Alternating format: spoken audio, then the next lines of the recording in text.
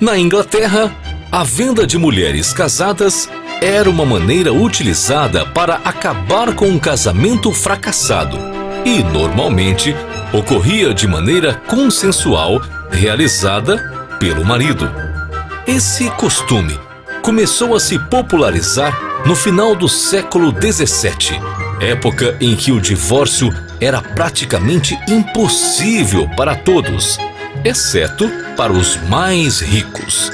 Para o casal que desejava se separar de maneira moralmente aceitável, o processo era humilhante, mas permitia tornar a separação legítima e socialmente satisfatória.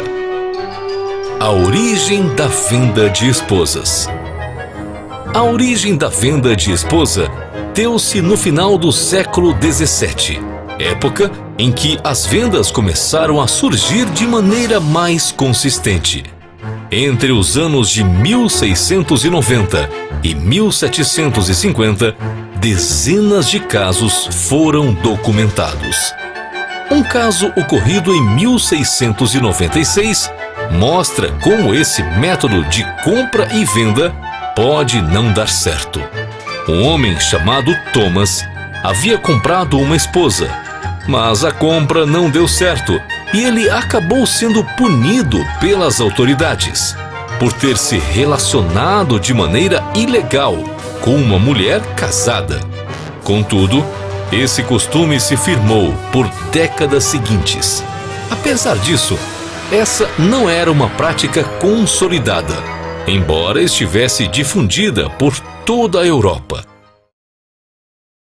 Motivos que levavam à venda de mulheres. De acordo com relatos, os motivos para a venda das esposas eram variados. Embora os maridos fossem acusados de serem ignorantes e degenerados, levando a mulher a uma vida de penúria, também existiam outros motivos para a venda. Documentos paroquiais revelam várias situações de incompatibilidade entre os casais.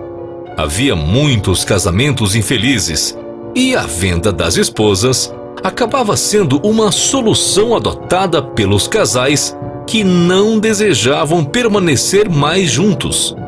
Embora a venda da esposa fosse para acabar com a relação conjugal, isso não significava que a relação entre os casais eram violentas ou que não se tinha consideração um com o outro.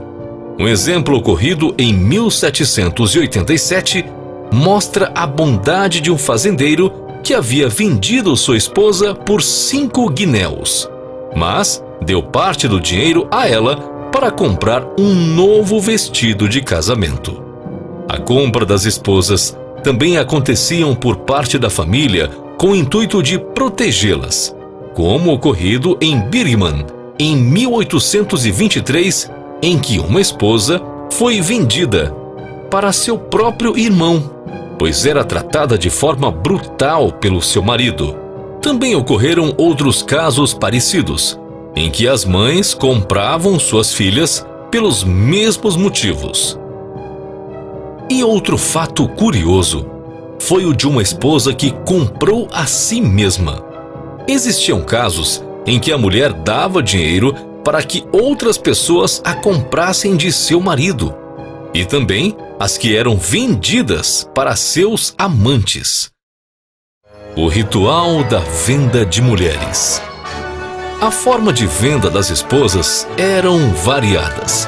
Podiam acontecer em local público, diante dos compradores, como um leilão, ou podia ser feita para compradores pré-selecionados ou uma venda privada para compradores específicos e sendo assistida por testemunhas.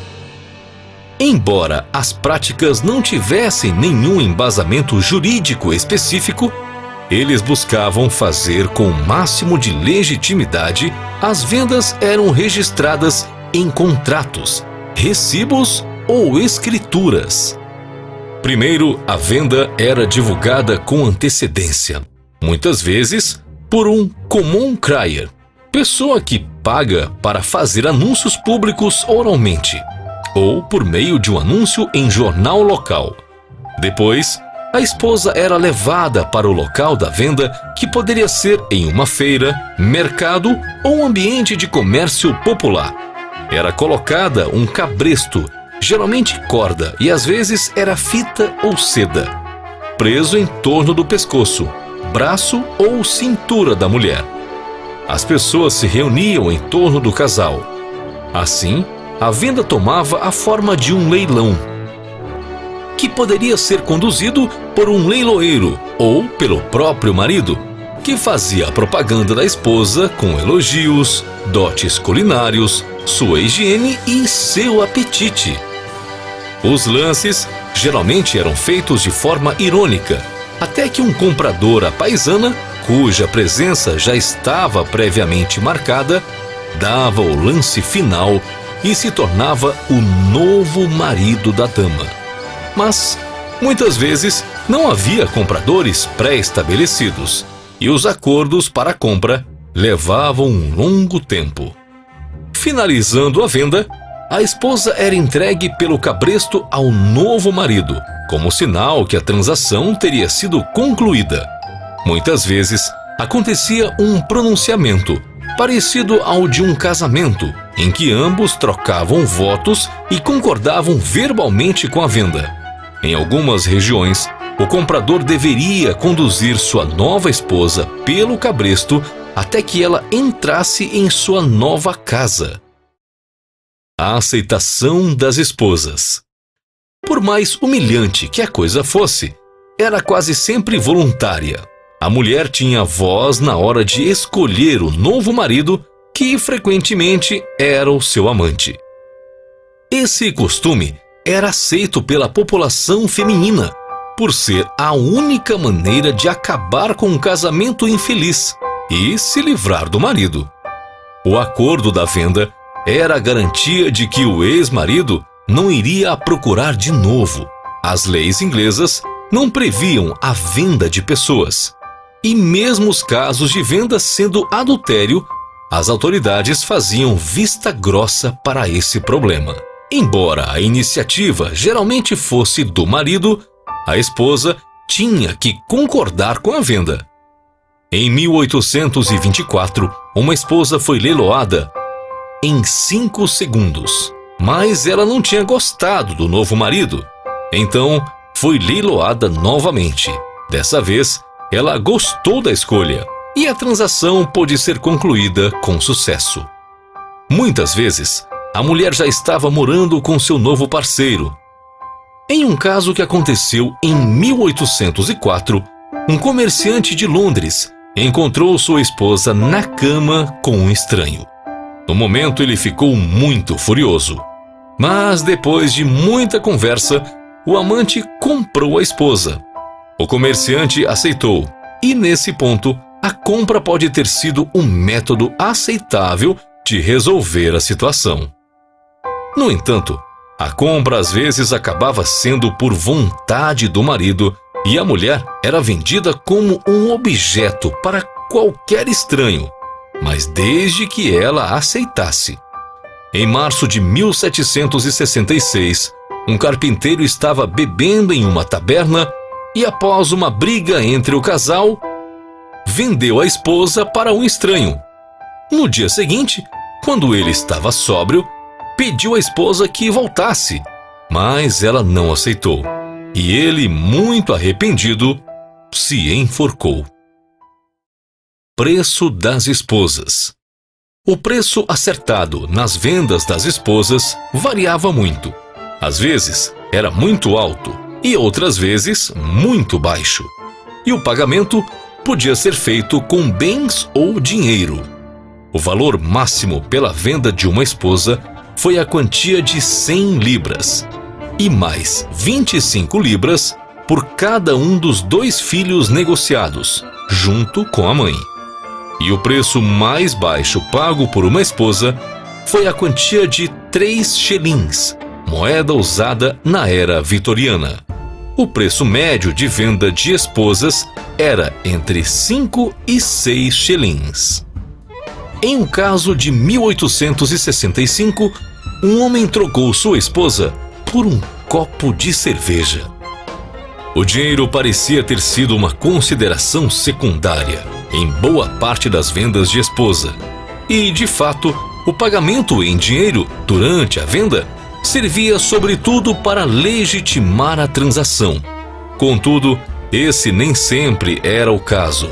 E existem registros de vendas onde a questão do lucro do marido revelou-se importante.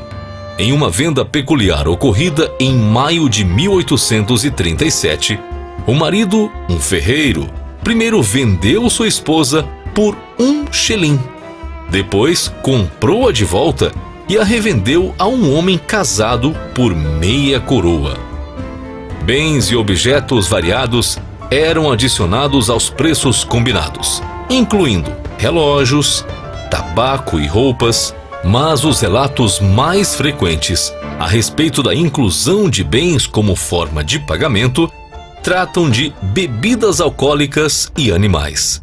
Mas o divórcio legalizado não era para todos da época, pois a dissolução do casamento ainda era restrita aos ingleses, que podiam bancar um complexo processo de anulação ou pagar uma multa de 3.000 libras, o equivalente a 111 mil reais nos dias de hoje. Quem não tinha esse cacife recorria a outros meios para conseguir o divórcio. Segundo o historiador Samuel Menefee, em seu livro Why for Sale, entre 1837 e 1901 foram registrados 387 vendas de esposas, só na Inglaterra. Contudo, é possível que inicialmente a venda de esposas tenha sido inspirada na venda de produtos alimentícios como a manteiga ou o queijo, pois em vendas mais antigas, os preços das esposas eram calculados a partir dos seus pesos corporais. A situação começou a mudar em 1856, ano em que a lei matrimonial Cusies Act foi aprovada pelo Parlamento Britânico. Depois disso, os processos de divórcio eram julgados por tribunais civis, o que tornou a separação mais acessível à população. Porém, a venda de esposas continuou por mais algum tempo. E o último registro desse tipo de caso ocorreu em 1913, na cidade de Leeds, Inglaterra. O costume da venda de esposas logo nos mostra não só mais um episódio infame da história das mulheres e sua opressão social, mas também as formas de como elas tinham que se adequar para resistir usando as ferramentas que estavam disponíveis a elas naquela época. E aí, gostou do vídeo de hoje? Se você gostou, então não saia desse vídeo sem deixar o seu like e de compartilhar com seus amigos. Até o próximo vídeo!